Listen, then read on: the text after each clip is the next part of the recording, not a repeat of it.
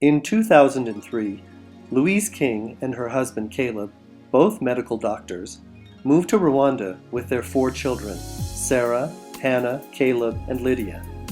They spent 8 years in the rural town of Shira, where they rebuilt the local hospital and 15 health centers that had been shut down after the horrific 1994 genocide. In 2011, they relocated to the city of Rwanda, where Louise works in family and community medicine, teaching Rwandan doctors, and Caleb heads up an innovative hydroelectric project. In late June 2012, my wife Meg and I met Louise at Rwanda Hospital. We spent the morning shadowing Louise as she did her morning rounds, meeting with patients, consulting with doctors and nurses, and training young residents.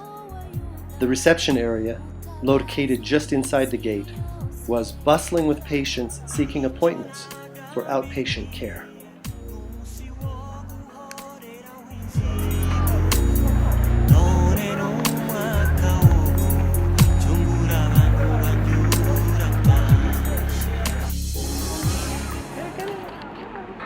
Hey Louise! Pardon? Je crois que voir dans vos yeux. Vous êtes ici? Oui, Petite Rwanda. on Rwanda. The Office for Family Community Medicine, for me and for the residents too, we share an office. You can see our library too, where Meg is. That's the library. Ah, library. Oh, some of those were fun.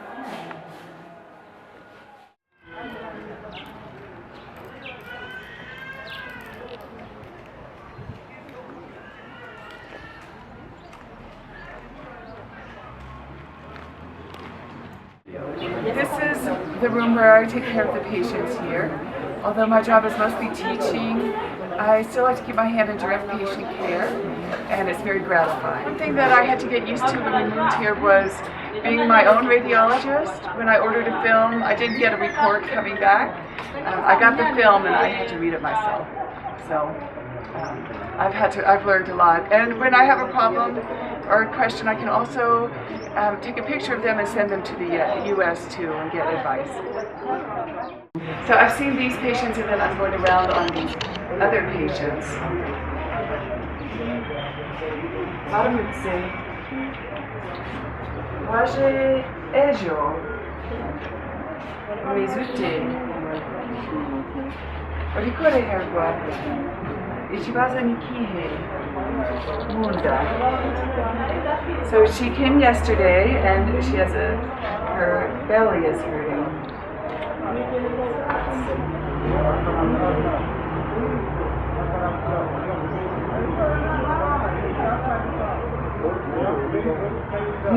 Umunsi utange inhali. Utange inhali umunsi.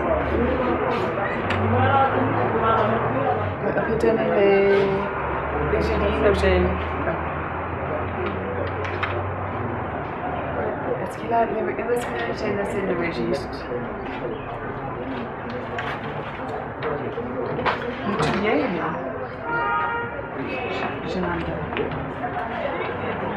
She's like a lot of patients. She's referred from a health center, and she lives out in a rural area, like many of the patients. Even though Rwanda is fairly urban. I try and pray for my patients, and just a short prayer. It reminds, if nothing else, it reminds me they're not just problems, they're God's children. It helps me. Dusenge, like a Dusenge mana. Dusenge.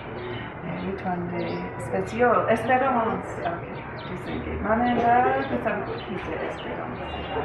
Uzi Ichibazo Che.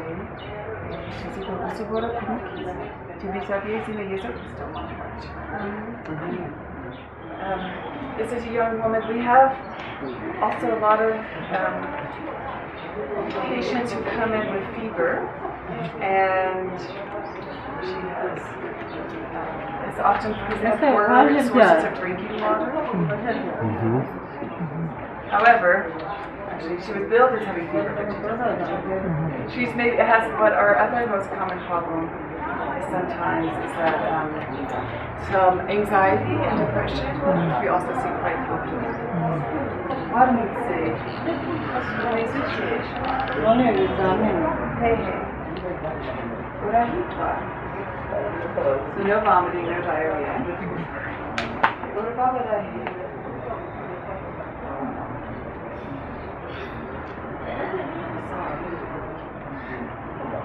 Here's a cool background.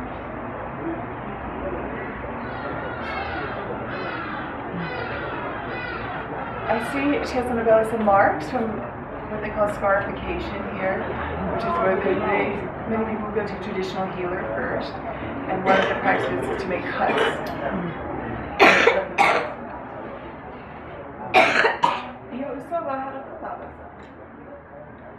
We're going to do an ultrasound on this young woman, but like all patients, she'll have to pay for it first. And almost all patients, 95% of the time, they have to pay for all medicines and all x-rays before they get them. The good side, though, is that most people have the national health insurance. So an x-ray, for example, will only cost her less than $1.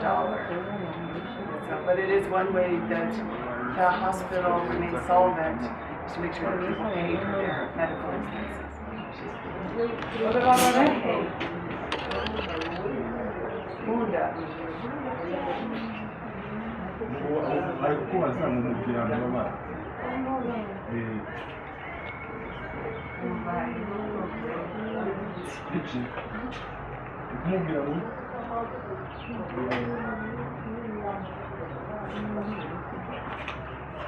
What did she say?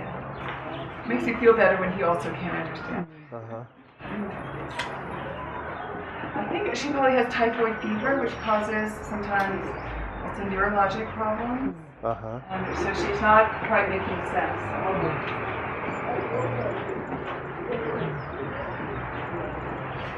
Mucho era cuya.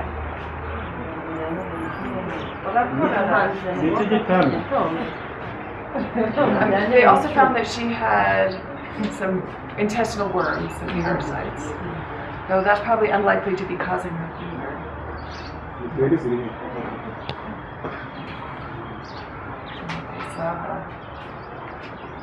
Turi kumwe.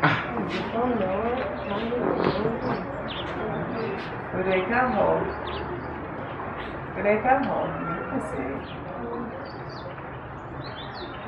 C'est bien, madame. And she's a young student.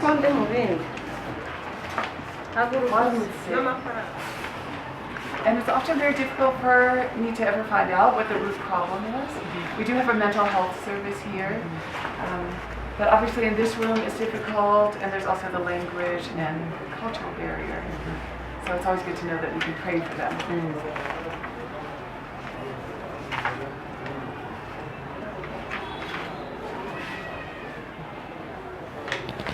Was sind Sie die Inese? Was sind Sie die Inese?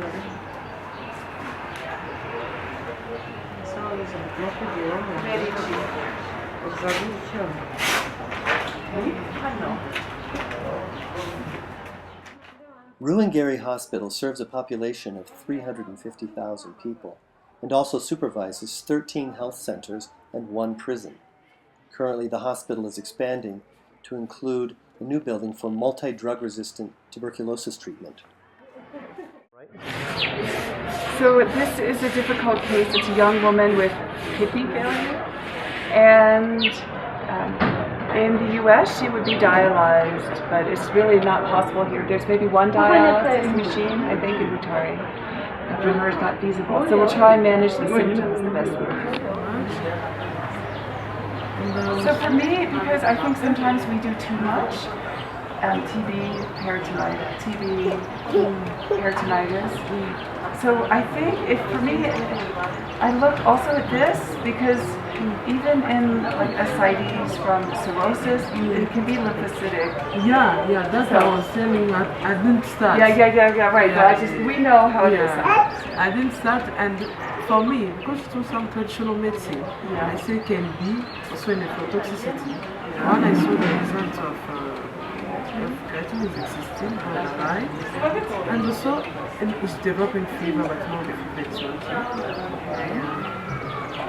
The BP was okay, I was still wanting to know that is the result of ecography that I was wanting. If you think it's hydronephrosis. Yeah, yes, medial filtration, but also the cortical medulla differential is poor. Yeah. That I don't know, that I will see what is can be. Yeah, it can be just from renal failure. I thought maybe it's not hydronephrosis, but I think just from renal failure. Though I'm not an expert, you could also ask Dr. Valence, but I think just with some renal problems. And it may be that even though his creatinine is 16, for him, because he maybe has a little muscle, it's maybe like at least 2 times normal. So maybe that's why. But maybe I would make sure you don't use any medicines that would affect his kidney. We count Yeah, the okay, sex. very good. Yeah. So we need, because often now when I'm doing rounds, and I see someone fever, I always know this now. Where are you from? Where do you get your water? But it would be good to do that formally. Yeah, that with was a one questionnaire. with the question, and now me, I will go into to see all 5, and Yeah. I respond that question, and after that we listen together and do Okay. the discussion and proposition. And after that research, now we will do how proposition. Yeah, so how you would we practice? Yeah, you practice now and see the result. result if it good. We left Louise for an hour while she continued her conferences and rejoined her in the pediatric care unit. If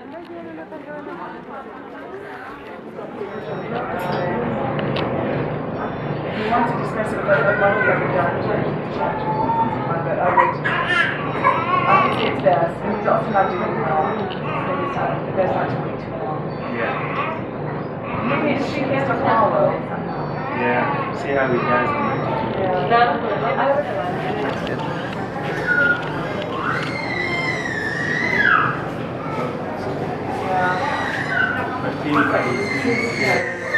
It was fairly acute, right? His upper lobe became very good. Yeah. So this baby over here was thinking of starting on TB, tuberculosis treatment. He's malnourished, he has a fever and a cough.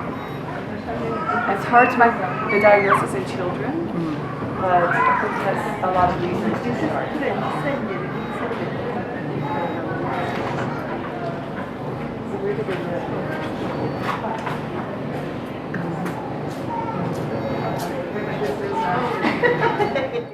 So these are the incubators.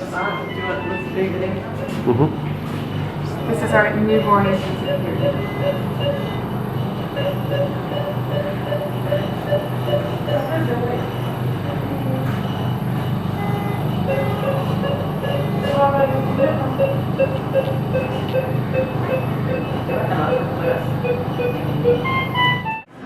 She guess she can't identify. She's having problems walking. So we're trying to figure out what's the cause.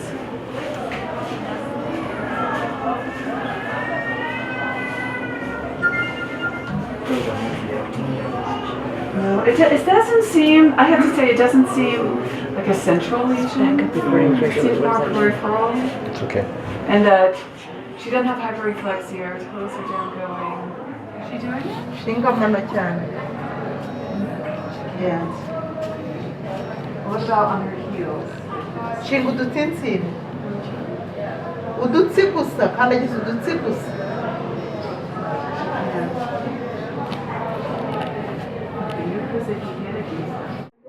And it's not that specific. They say if you had those elements.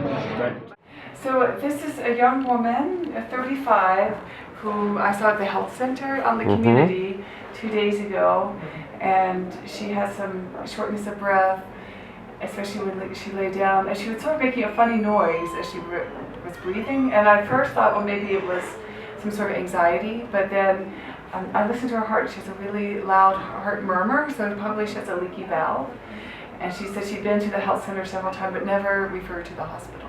So I was glad to keep her here, to get her here and she's done an x-ray and now I'm going to do an ultrasound of the heart. Imiti jako fascije. Yeah, so I started on a little bit of heart medicine, which we've started to make available at the health center because we're taking our residents out there every week. And so then she said that that's helped her. I've seen a big difference since I've been here in Rwanda. There's a lot of what we call rheumatic heart disease here, where people have had rheumatic, like strep throats, that eventually sort of attacks the heart because it's not treated. And a lot of times when people get the leaky valves, they absolutely have to have surgery or they won't make it. And so since about 2006, they've been having teams come to Kigali a few times a year, and so these patients can get operated on there. So our job is relatively easy, but we just have to find those cases that would benefit from the surgery. And sometimes they need just a little help, like $5 for the bus to get to Kigali, or $3 for medicine, but it makes the difference so they can stay alive until they get surgery. And I'm not an expert at heart ultrasounds, but since we came here, a few people have come out to visit and they helped me get some of the basics down so I can triage some of the patients.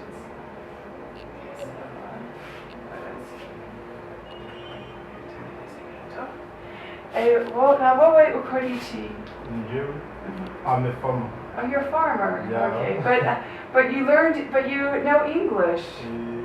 How? I know English. Yeah. Slowly.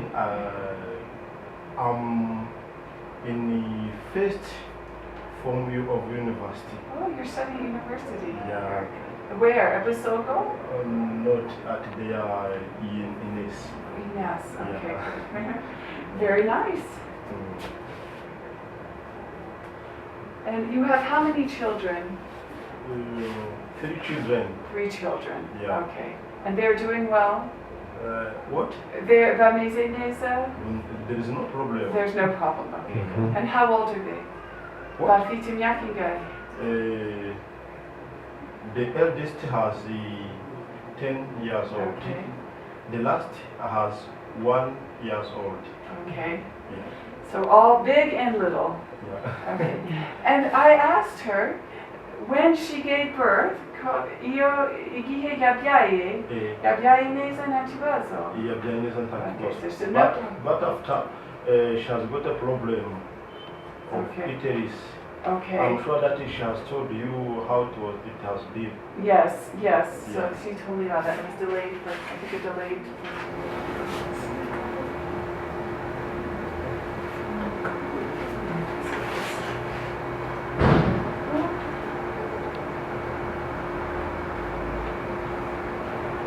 There's the heart.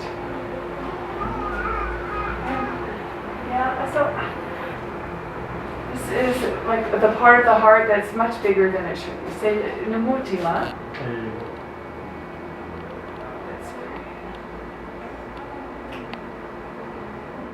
So my suspicion is that it looks like she has actually not a leaky valve, but a valve that doesn't open enough in her heart.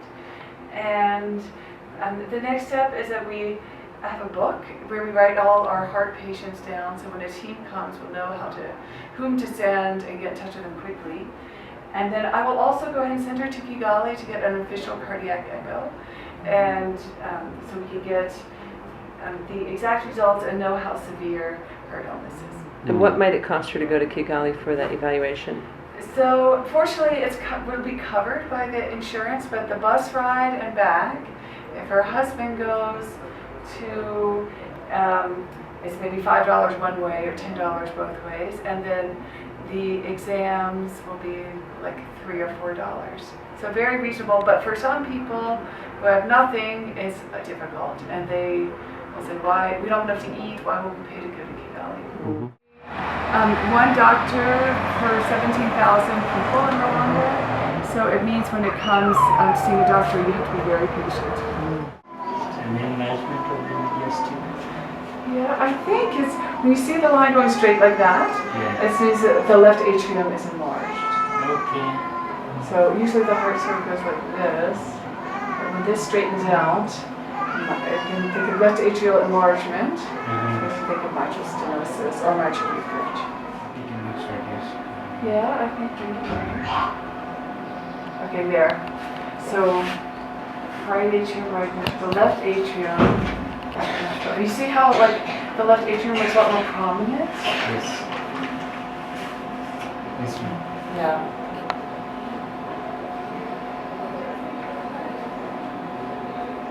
And this is the mitral valve. Yeah. I saw a good view of the mitral valve in the 4-chamber view, which I'm only just learning myself how to do. But if you put the probe right about there, in the same orientation. Okay, yeah, good. So this is, go up just, yeah, there you go. So you know how they talk about the hockey stick? That's exactly, that's what a hockey stick looks like. Yeah, look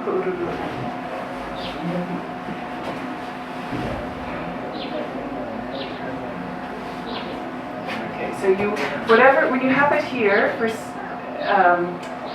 like the subxiphoid, and then you turn it the other way, you put it up here, there's left atrium, and there's left ventricle, there's aorta, and there's right ventricle. And this is supposed to be a good view also for measuring the left atrium. Measure? So the left atrium, this is the one cardiac measurement I know. A left atrium more than 4 centimeters is big. Okay. Okay. As in. At exactly 12 noon, the gates of the hospital open wide and throngs pour in. Ruangeri Hospital, like other hospitals in the country, does not provide meals, so families and other caregivers must bring lunch and other supplies to their loved ones who are receiving clinical care. As Meg and I walked the 1 kilometer back to the King home, we wondered at the depth of the physical, emotional, and spiritual needs in Rwanda following the genocide.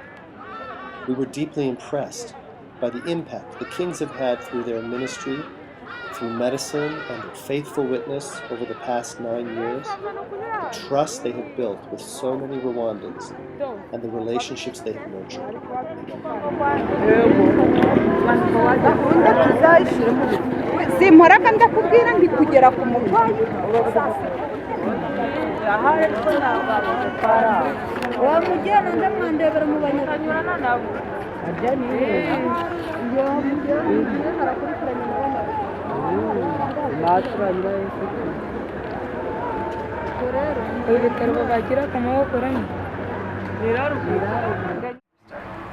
This is Natalie, and she was maybe one of the sickest patients we've taken care of.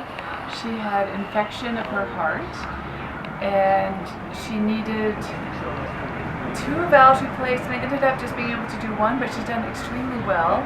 It's been now about 9 months since she's been operated on, and she's gained a lot of weight, and she's been feeling well. She still has some social problems at home, and she comes to see me about them sometimes, and just to check in. And today she came to tell me she has a cold and a cough, so I'll just check out and see make sure it's nothing more serious.